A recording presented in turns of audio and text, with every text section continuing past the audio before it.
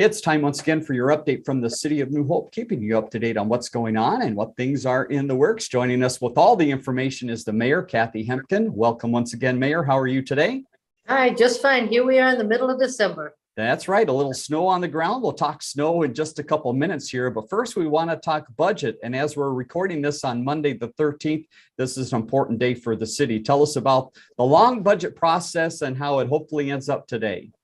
Well, this process starts in February, and they go over all the budgets, each individual department, what they can and can't spend money on. We try to keep it as trimmed down as we can. So this year, the levy is going to be 4.67%.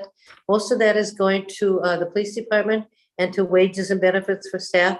We promised the citizens that we would not bond for anything for 10 years, and we are not bonding for anything. So your levy is going to be 4.6% this year. Very good. More information about the budget on the city's website, newhopemn.gov. Also information there about many other things, including maybe about this business that we've been following and people probably have been following after recent publicity. Tell us about Redmonds Popcorn and the good news that now seems to be happening. Well, Zach Redmond had this great idea. He was making popcorn. Somehow Stephen Colbert got a hold of a small business, did a really cute commercial. So it was really a big deal. New Hope was in all the national news, and he was selling popcorn over on Winnetka and 27th until they got shut down because they didn't have licenses and they didn't have some of the things they needed. And poor Zach really didn't realize he needed all that. So we hooked Zach up with one of the guys from community development to help him get a license, help him find a place to cook the popcorn. Rather than his house, he has to have a commercial kitchen. Mm-hmm. So we did that, and the county has him back in business until at least the holiday season is over. So he'll be able to sell that popcorn and make some money for the holiday season. And then when that's over, we'll see if we can't help him find a place to be that has all the stuff that the health department wants him to have. So the good news is the small business is back up and running with a lot of help from the city and a lot of help from the Hennepin County people. All right, and a lot of smiles going around to those people that love the popcorn. So get out there and make some purchases. And the popcorn is so yes, good. That's what I have heard. To scattered site housing, just one project to update you on. This is the Habitat house that we've been talking about. How is that project coming along? Well, I went to view that house last week. It's absolutely gorgeous. So it's selling for $299. They have a buyer. With Habitat, they waive a lot of the fees and they help people get into the house. So it's a mom and a teenage son, and this is their first house and they're just thrilled. So that closing will be the 22nd of December. And what a great Christmas present for them. This is their first home. That is wonderful news. Business networking group, just to update as we look ahead to January. Tell us where the next meeting will be, when, and what the topic will be. January 6th, 3 o'clock instead of 2 o'clock. And it's going to be at Pocket Square, the distillery right on 42nd, where Mountain Mud used to be. Mm-hmm. So it'll be inside there. It should be a fun meeting. I don't think they'll be serving alcohol during the meeting, but maybe after, I don't know. So there's always really good information at those business networking meetings. That's how Mr. Redmond got his act together, coming to a business networking meeting and having all those people who own small businesses try to help him and give him some ideas on what to do and what he needs, and very helpful. Excellent. Success story out of that group, again, coming up on January 5th. To the police department we go, and some discussions happening between the chiefs of the neighboring cities. Tell us a little bit more about that discussion and the change of focus they're looking at. Well, Crystal, Robbinsdale, New Hope, and Plymouth all have a drug task force. So we send some of our police, all of those cities send some of theirs, and they have this drug task force. Well, these 4 guys, or women, chiefs, have been meeting, and they think they are going to change the focus from the drug task force to the violent crime task force. Just because we want to be able to prevent some of these violent crimes that are happening. And when the 4 chiefs get together, magic happens. Let's move over to Public Works to give staff and the residents a little bit of update here. And the staff has been very busy. That's behind the wheels of the snow plows. How did plowing event number 1 go? Fabulously. You know, I don't want to run a snowplow because I don't want to get up at 2 o'clock in the morning, put on my boots and sweaters and go out and plow snow in the dark. But apparently they, thank goodness somebody does.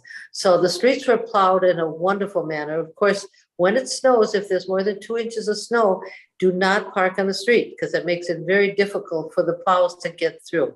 Don't follow a plow, go around it, but go slowly. Don't put your garbage cans in the street because obviously you can't plow with garbage cans there.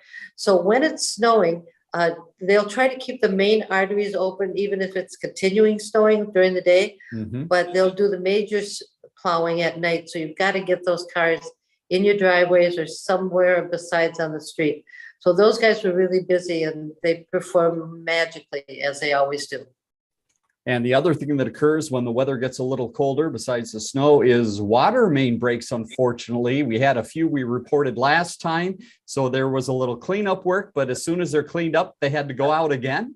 They did. It never dawned on me that you'd have to clean up the trucks after they have a water main break, but they do. And they were out so many times last week, I think 7, that they didn't have time in between to do that. So they spending this week cleaning up those trucks so that they're ready to go. They did have to go out and do one more water main break. So bless their hearts. Never ending work for the Public Works Department.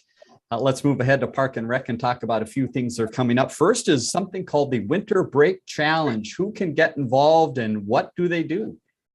Well, like always, I tell people go to that In Motion. It's actually on just open up the front and it's right there. It's $5 to sign up for the Winter Break Challenge. And when you do that, they'll send you a list of things that you could do during the winter break. And you take a picture, you send it in, and they'll give prizes, a prize pack at the end to those who complete most of the winter challenges. So that should be fun. If you need winter equipment, they have the winter packs and they have craft packs. Both of them are $15. The winter pack contains like snowshoes and cross-country skis and things that you would do out in the winter. You can rent that for 2 weeks for $15 and then you return it. And the craft packs are also $15, but you keep all that stuff and you'll make some craft projects with that. And then you just have the craft project for the holidays. All right, plenty to do for the youngsters these days. Let's talk a little bit about warming houses, and we have a positive and a negative here. Positives, we still need people to work in the warming houses. The negative is the warming houses might not be used too much as the ice now starts to melt. Tell us about this need for the city. Well, they've been out spraying, the maintenance guys have been out spraying the water, but it's supposed to get warm this week. Right. So it probably isn't going to be real good, but they put down a base and that starts to freeze. So they'll continue to do that. They were hoping to open on the 18th of December, but it doesn't look good for that. Right. The other part is on these ice rinks outside, there's warming houses. If we don't have attendance, we don't have warming houses. So we need attendance to be in those warming houses. It's a paid position. We're still looking for people to apply for that. It's great if you're in college and you're home on winter break and you want to make a few bucks. It's a great job for college kids. Another thought, as the weather goes up and down, we have to talk about the golf course. And we keep saying, well, we think it's closed, but we can't say for sure. Is that right, Mayor? I am not saying that for sure, Okay. because the last time I said that for sure, they opened up the next day. So it doesn't look promising, but Right. we never know. So right now the golf course is closed. If it does melt and it looks like it's going to open, I would call the golf course and see if they're open to play. Sure. Because they really want to protect the greens. And once the greens freeze, they don't want a lot of people on them because it's really hard on them. But the clubhouse has been doing really well. Last week they had it rented 3 times for various parties. It's very reasonable to rent and you don't have to clean up a lot afterwards. Right. And lots of places to park your cars. So if you need a place to have your holiday party, that's the place to have it. All right. We'll give you information with the city's website in just a moment to get a hold of them. At the golf course, the ice arena, how are things going there? Busy as ever, which means open skating might be a little limited. It might be. Well, the high school games are there, both the boys and the girls. So that takes up a lot of time. And then the youth hockey is practicing there and they're playing games. So we never know if there's a tournament or what's going on. Somebody at the Park and Rec knows, I just don't know. So I'm telling people, if they want to skate on Friday night or Sunday afternoon, they really need to go online and look to see if open skating is available. It might be, and we'd love to have you there, but just make sure so you don't make a trip for nothing. And of course, you can always come to watch the high school games there. That is true. Be in the stands as a great fan. Human Resources, one update here, and this ties back to what we were just saying about the golf course clubhouse. It is used by lots of groups, including the city, I would gather here for the Appreciation Day. Tell us about that big event. So once a year around Christmas time, we have an employee appreciation dinner. And at that, they award one of the employees the Employee of the Year. This year it went to Beth Kramer. She's our communications coordinator. She's the one that takes all the pictures. She's great at what she does, but the other part of that is she's always willing to help. She's got a very positive attitude. And if you need something done, you know you can always go to Beth and she'll either get it done or she'll find somebody that can. So congratulations to Beth Kramer for that. Congratulations, Beth. And one of the things Beth was very involved in was the In Focus photo contest. Tell us about the final work done there and how people can see who's won. Well, they've picked 5 winners. I have not seen them. I'll see them tonight on the 13th at the council meeting on who they are.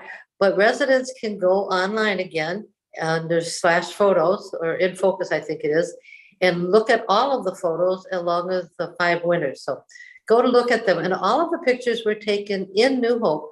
Some of those you go, whoa, I don't know where that is. It's kind of a challenge to go find it. That's right. Get out and explore and enjoy the great city. Time for one other note, and that is the food and toy drive that is ending up here soon. Again, a long-standing tradition for the city.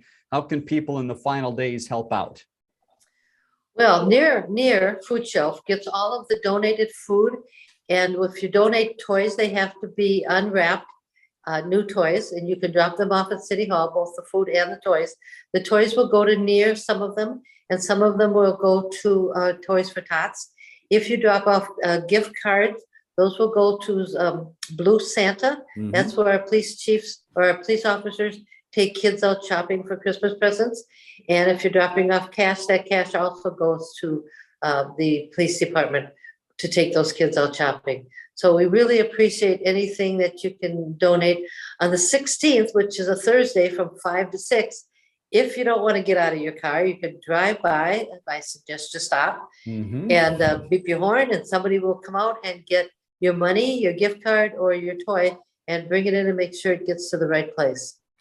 Well, hats off to the city staff and all of the volunteers who have helped out with that. Again, makes a great difference in the community. And a lot of information passed along today by the mayor. So if you want to find out more, go to the city's website, newhopemn.gov. Mayor, thanks once again for your time. We will look forward to talk to you again next week. Thanks, Dave. Have a great week. You too. Learn more about The Connection at ccxmedia.org and follow us on social media.